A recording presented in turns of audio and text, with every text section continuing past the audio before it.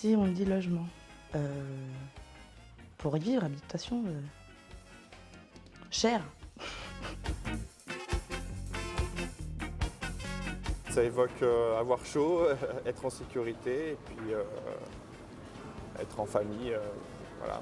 L'appartement et le travail, la santé, c'est indispensable. Le logement, c'est un but et puis voir pour certains, c'est carrément un rêve. Et voir un rêve tourner au cauchemar. Il y a 6 mois, j'étais chez une copine. On s'est séparés. Maintenant, après, j'étais chez un autre ami avant. Mais lui, il s'est séparé avec sa copine, donc du coup, moi, je dû partir aussi. Après, je suis retourné chez ma mère. Vivre tous ensemble sur le même toit, c'est quelque chose de magnifique. C'est la vie, quoi.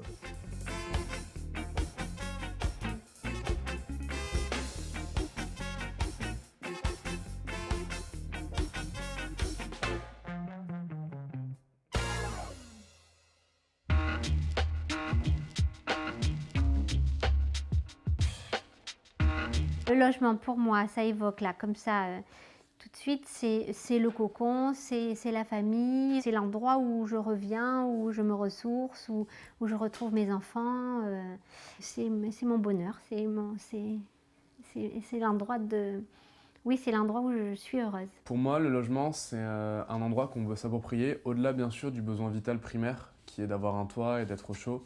C'est vraiment avoir un endroit où, à tout moment de la journée, on peut y aller, se reposer, se ressourcer et se retrouver avec soi-même. Le logement, actuellement, je dirais que ça évoque pour moi quelque chose d'assez douillet et confortable. Un point fixe, un point de repère, le seul que j'ai, et c'est un cocon justement dans lequel je me sens bien et qui est important à l'heure actuelle pour me retrouver.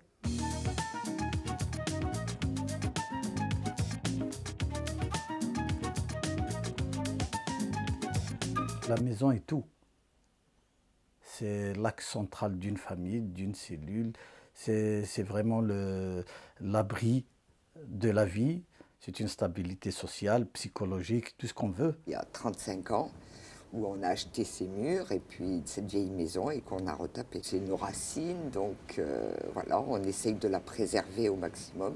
En plus, on est tranquille, en pleine campagne. Ça m'évoque plein de choses, ça dépend comment on vit. Alors moi, par exemple, je vis en colocation. Dans mon immeuble, il y a tout, enfin, presque toutes les nationalités. C'est hyper sympa de sentir les odeurs différentes de nourriture selon les étages. J'ai d'abord habité Loressi pendant une année et puis je ne m'y trouvais pas très bien. Je suis revenue sur Aulnay, là où il y avait les parents, les frères et sœurs. Mes enfants ont été gardés par mes parents, donc ça permettait d'avoir toujours le centre de la famille. Je suis issue d'une famille, comme je dis, décomposée, recomposée, donc je naviguais d'une maison à l'autre. Il n'y a pas que le logement, il y a tout ce qu'on construit autour. Souvent, c'est le réseau d'amis, le travail.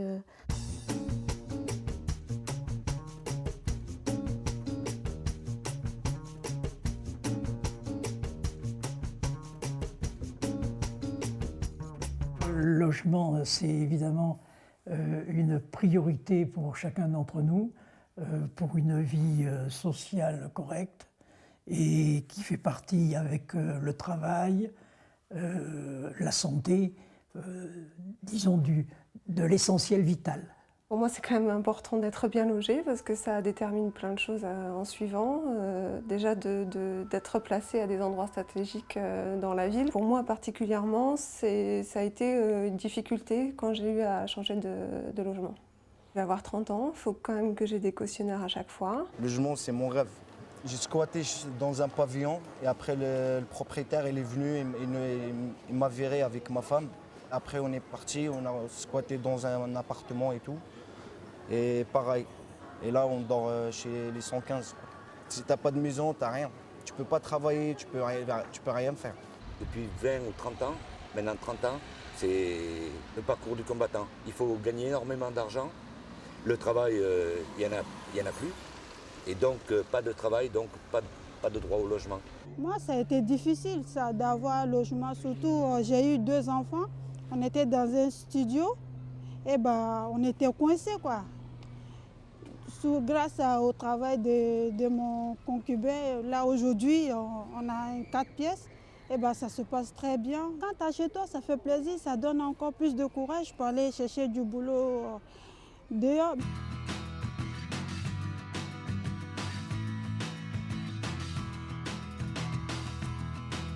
Je n'ai pas envie d'acheter une maison, d'être endetté 30 ans comme un con pour... Non, ça ne m'intéresse pas. J'aimerais avoir de l'espace, un beau jardin, je sais pas, quelque chose de simple. Voilà, et ça, bon, je ne comprends pas comment c'est inaccessible. Dans mon parcours personnel, j'ai pas eu de grosses difficultés pour trouver des logements. Je suis passée de locataire, enfin le parcours un peu habituel. Après, pour les enfants, puisque bon, moi j'ai quand même une fille qui a donc un appartement et qui a rencontré aussi des difficultés pour se loger. Avec des refus. Les bailleurs souvent sont assez regardants. Moi ça s'est bien passé parce que mes parents sont mes garants et du coup...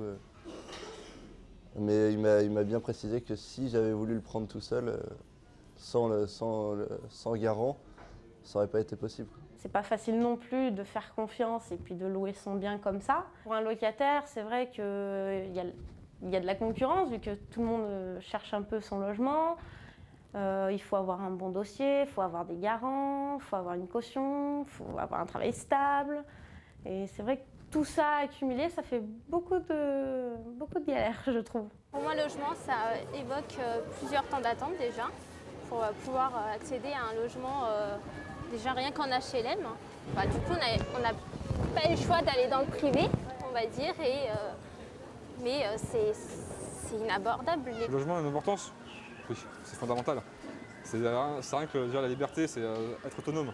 Ne plus compter sur les parents, être seul, enfin chez soi, et puis pouvoir commencer à fonder sa propre famille et commencer sa vie familiale. Grandir, c'est le seul fossé qui nous sépare entre l'adolescence et la vie d'adulte.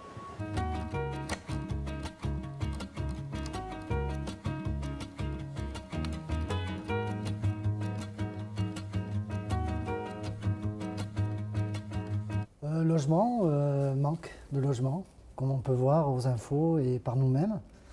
Donc quand on est à la recherche d'un logement, c'est toujours la galère au niveau tarif déjà. C'est trop élevé par rapport à nos moyens. Et je vois que ce n'est pas un cas personnel, c'est général. Hein. Quand on demande des logements en US ou RSA, les loyers sont trop chers. L'important c'est de refaire ma vie, de retravailler comme il faut, de recevoir mes enfants, qu'ils ont un toit. Mais je ne peux pas recevoir mes enfants sous un porche d'immeuble. Je suis propriétaire, bien au chaud, donc j'ai pas de souci de logement. Pour moi, ça me fait pas forcément penser qu'à la famille. Moi, je pense à ceux qui ont droit au logement et ceux qui n'y ont pas droit. Donc ça me fait plus penser à la précarité. Le logement, pour moi, je le vois comme une construction. Et c'est pas parler d'aspect matériel, c'est vraiment quelque chose qui est un peu comme une forme d'évolution.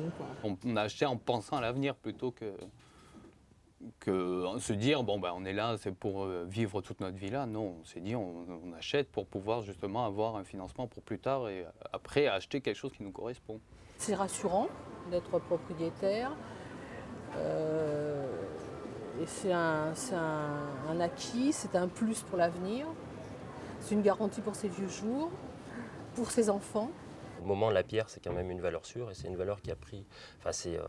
les maisons ont pris de la valeur au fil des années. Maintenant, après, dans l'avenir, on ne sait pas parce qu'aujourd'hui, le coût d'une maison ou d'un appartement est quand même très élevé par rapport... Donc aujourd'hui, ça commence à se discuter des fois s'il faut être propriétaire ou locataire.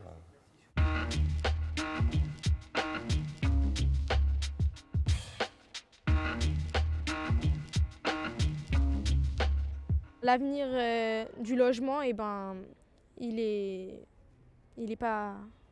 cher, quoi. Est-ce que j'aurai assez les moyens pour m'acheter une maison ou bien est-ce que je serai obligée de rester en HLM? Enfin, on se pose plein de questions à notre âge, hein, c'est normal. Mais... Je pense que ça va être de pire en pire dur et puis les salaires n'augmentent pas, nos moyens d'aide d'allocation. Par exemple, moi, ils m'ont arrêté l'allocation de logement. Donc l'avenir, je la vois propriétaire dans un premier temps d'un mobil-home et au fur et à mesure construire une maison en fonction des moyens, toujours. Il y aura forcément beaucoup plus de demandes et pas beaucoup d'offres. Je pense que ça va être comme ça. Et je pense que les loyers aussi vont augmenter forcément. Ça sera une suite logique et ça va faire en sorte qu'il y aurait beaucoup de gens en difficulté. À l'avenir, l'immobilier est en train d'exploser à Bordeaux, Paris, enfin, surtout dans les grandes villes. La bulle immobilière monte, ça me donne du travail dans le bâtiment, mais en même temps, j'ai de plus en plus de mal à payer mon loyer. Donc voilà, donc l'avenir incertain. On a fait faire une estimation de ma maison. On l'a acheté, pour être exact, on l'a acheté 260 ou 270, je crois, net vendeur. Et là, actuellement, elle est chiffrée à plus de 350 000 €. Donc, à part un médecin ou un couple de cadres, je vois pas qui peut acheter ma maison, quoi. Moi, j'espère un crack. Bon, ça va m'ennuyer parce que ma maison va perdre également, mais c'est pas... Moi, je trouve qu'il faut que tout le monde puisse avoir un toit, quoi.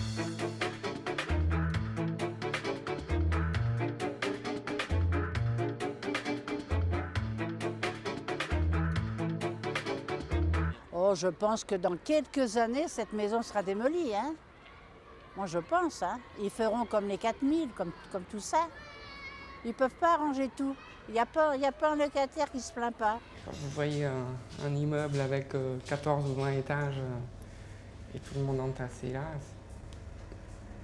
je trouve pas ça agréable. Des immeubles de 3 à 4 étages, des jardins autour, c'est quand même plus pour le moral, pour la vie des gens, c'est quand même plus agréable. Je pense que ce sera de plus en plus difficile de se loger parce que déjà il y a moins de place. On développe à chaque fois les périphéries et donc ça va encore, c'est un phénomène qui va augmenter au fil des années.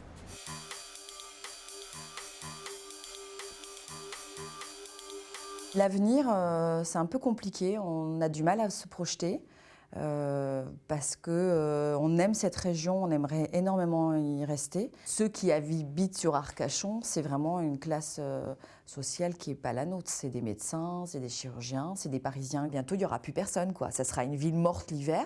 Et puis l'été, bah oui, alors là, il y aura des fourmis partout, mais pas des fourmis d'Arcachon, quoi. La France, je le sens de plus en plus comme un pays de villégiature pour gens riches. Il n'y a plus d'industrie, il n'y a plus rien en France, donc je pense sincèrement que les petites gens vont avoir beaucoup de mal à se loger dans les années à venir, surtout dans les grandes villes. La classe moyenne aujourd'hui est en train de couler. Même s'il y a la crise, les prix augmentent quand même, et je pense que c'est pas prêt de s'arrêter à une espèce de bulle spéculative. Je sais pas si c'est parce qu'il y a des étrangers, par exemple, des riches russes ou alors venus des Émirats qui achètent le français lambda, comme moi, ou comme un ouvrier, comme un employé. Il aura peut-être certainement de plus en plus de mal à se loger. Si on continue comme ça, le fossé va se creuser de plus en plus entre ceux qui vivent très précairement et ceux qui vivent très embourgeoisés. Nous devons nous interroger et trouver des structures plus en solidarité les uns avec les autres.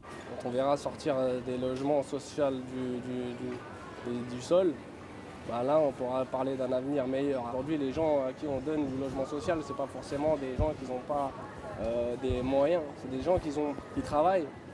Ils ont des salaires, mais seulement les loyers sont chers, donc ils ne peuvent pas faire autrement que d'aller dans le logement social. Aujourd'hui, c'est ça. Ça a toujours été comme ça. Un coup, ça va bien, un coup, mal, ça va bien, ça va bien, ça va mal. Donc, pourquoi pas dans l'avenir que ça irait mieux, donc que ce soit plus accessible.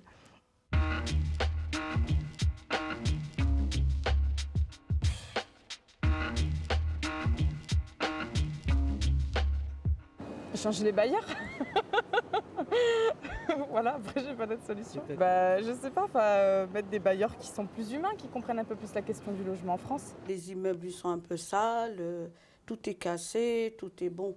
Ça, on ne dit pas que c'est la faute du bailleur, mais bon, par rapport à ça, il n'y a pas trop de trucs. Par exemple, l'ascenseur, elle marche pas, ça fait plus de 2 mois qu'elle est comme ça, et c'est souvent. Il y a eu trop de laisser aller, et puis maintenant, ils ont du mal à refaire tout ça d'un coup comme ça. Moi, il me semble que c'est la salubrité des logements que l'on loue. Ça se répercute sur la santé. Bien souvent, on retrouve une qualité un confort ou un inconfort dans certaines pathologies qu'on retrouve chez les enfants et chez les adultes. Nos hommes politiques acceptent que des propriétaires louent on ne peut pas appeler ça des studios, des studettes, des 15 mètres carrés, dans des états sanitaires déplorables, à des prix exorbitants.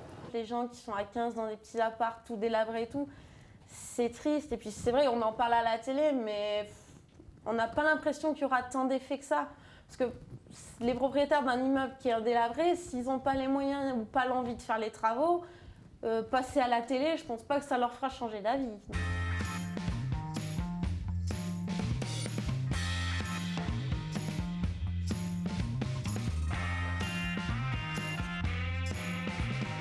Beaucoup de familles autour de moi qui se retrouvent avec leurs enfants qui ont 30, 40 ans et qui reviennent chez eux parce qu'ils ne peuvent pas accéder à la propriété.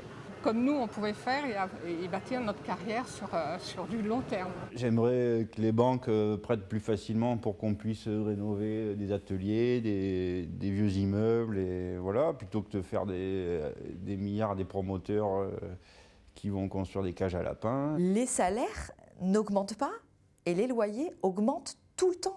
Quand est-ce qu'on va dire stop, là il y a un plafond? C'est pas possible. Les banques ne nous suivent plus, on doit emprunter sur 30 ans, 35 ans, 40 ans. Quand on voit les prix de loyer, quand vous arrivez, vous prenez un loyer à, allez, on va dire un T4 ou un T3, allez, 600 €. Eh bien au mois de juillet, le propriétaire arrive, il dit, et j'augmente de ci. Après ce mois de janvier, les loyers, c'est un barème et il ne faut pas le changer. Là, ils ont fait des logements sociaux et résultat, dedans, c'est des gens qui travaillent tous les deux en couple, ils ont des super belles voitures, tout va bien. Alors que nous, on est à côté, on paye le loyer énormément cher. Selon moi, il faudrait quand même regarder chaque famille, chaque revenu qu'ils ont, réellement, s'ils ont vraiment besoin d'un logement social.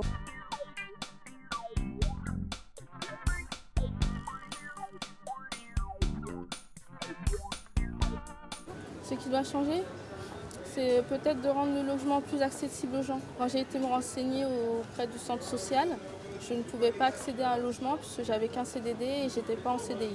Ça se fait de plus en plus dans les grosses boîtes, mais les petites boîtes devraient aussi faire ça, ne serait-ce que une recommandation, dire que ce gars-là travaille chez moi depuis 5 ans, je me porte garant.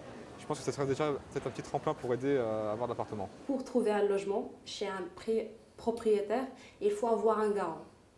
Et ça, pour moi, par exemple, c'est pas facile d'avoir un garant, puisque le garant, il doit avoir une nationalité française. Ce serait déjà un encadrement des agences immobilières.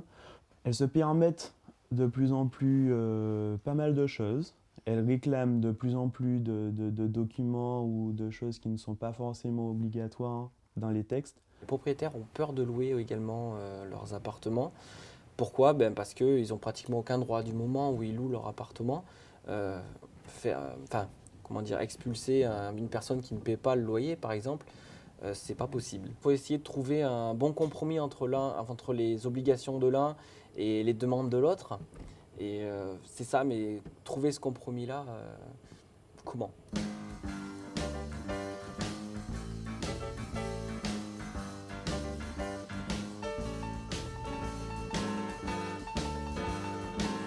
Je pense qu'il y a possibilité dans certains secteurs de l'agglomération de densifier un peu plus l'habitat.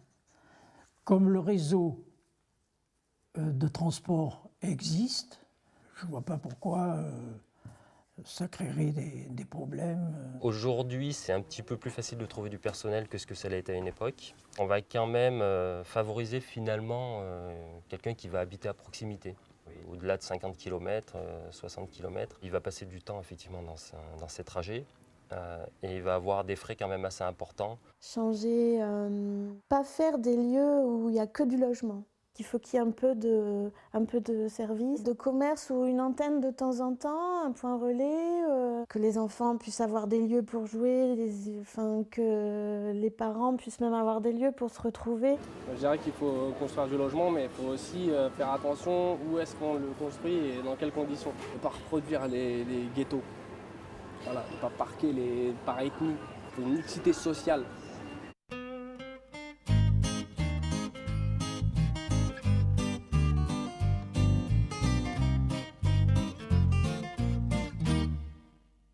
Il faut faire du logement social dans toutes les villes de France. C'est-à-dire qu'il faut intégrer le 20%, il faut pas le suggérer, il faut l'obliger. Ce qu'il faudrait changer, c'est-à-dire faire construire partout, dans chaque département, que ce soit n'importe quel département, avoir les mêmes droits partout. Le logement, ça coûte cher de construire. Il n'y a pas de réelle politique qui sont lancées en termes de logement. Il faudrait peut-être un plan Marshall du logement. Alors peut-être qu'on a pensé à ça, mais il y a des bâtiments qui sont inexploités et qui peuvent servir de logement. Le changement, c'est l'état d'esprit. L'état d'esprit est que le logement devienne réellement une priorité.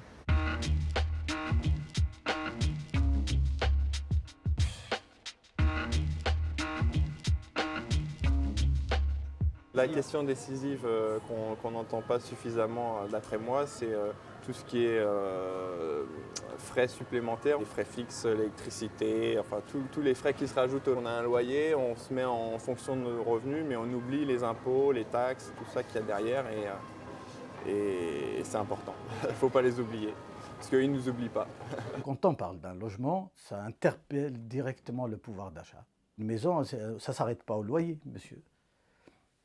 Il y a de l'énergie à payer. Si on a un peu toutes ces sommes-là, ça représente parfois 3/4 d'un salaire de 1 000 €, d'un SMIC. Il faut payer le loyer de la fin du mois. Il faut payer sa facture d'électricité. Ça, c'est fixe, ça revient, ça organise une vie. Donc pour moi, la question décisive, c'est d'associer la classe moyenne aux décisions concernant le logement. On va être 70% de la population et malheureusement, c'est sur nous qu'est ponctionné le plus de frais, etc. Et on n'a aucune aide, aucun coup de main. C'est pas souvent qu'on va trouver des personnes qui vont nous parler du logement ou comment trouver un logement. On a besoin, nous, citoyens français, d'avoir des réponses claires et de l'aide. Plus de soutien et de suivi, notamment auprès des jeunes qui ne savent pas toujours comment ça se passe, quels sont les meilleurs moyens de se procurer un appartement, qu'est-ce que c'est vraiment un logement décent.